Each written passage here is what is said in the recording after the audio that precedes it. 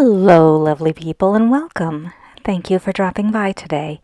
Today, I am playing a game with myself. What I am doing is choosing 3 tubes of paint at random from this set of, I believe it is 60, might be 48, Arteza acrylic paints. And I'm allowing myself to use those 3 and black and white. And I got lucky for this first one. I'm probably going to turn this into a series, but I got kind of lucky because I got a nice blue, Prussian blue, and then I got 2 very earthy tones, a Mars orange and yellow ochre. And these just made me immediately think of a little moonrise over kind of an earthy browns and rusts type of landscape. So I decided to go with that. For the black, I'm not actually using it as a direct color. What I'm doing is I wanted to do this as a night sky because I'm going to have the moon in front of it.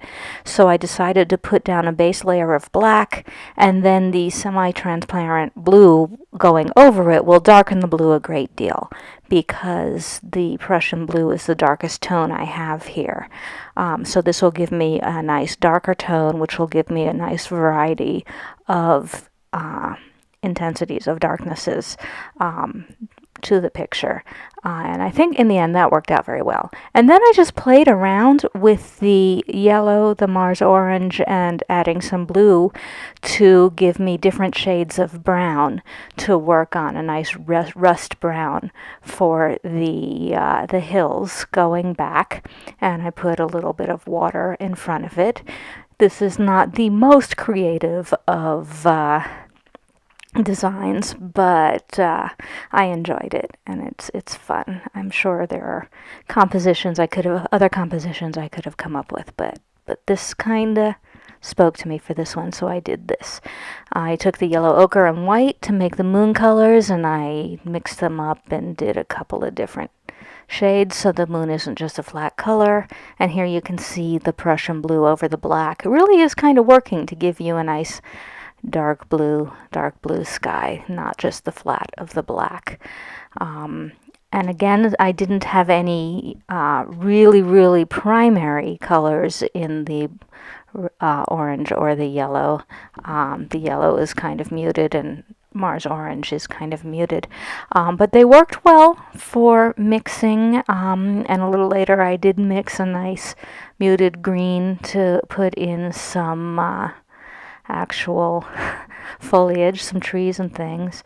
But the big thing that I was really most interested in here was the glow of the moon, both on the hills and on the water.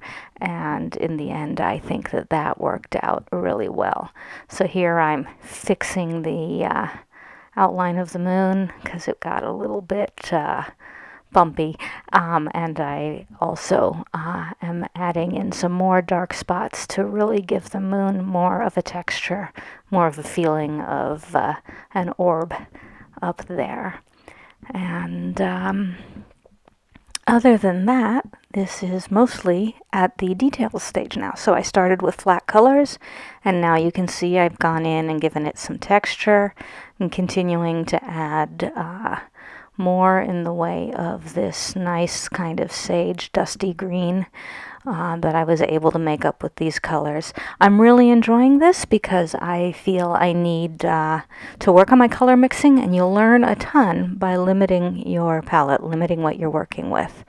So please do let me know what you think of this. Comment down below letting me know if you think it was successful and if you think this is an interesting series. I have already pulled the next 3. I didn't get quite as lucky in terms of the color palette, so I'm going to have to think about what I'm doing with it. It may be a little more artificial rather than something landscapey. But anyway, as always, thank you very much for dropping by. Let me know. Please like and subscribe, all the YouTubey things. And take care of yourselves, take care of each other, and be well. Thanks again. Bye-bye.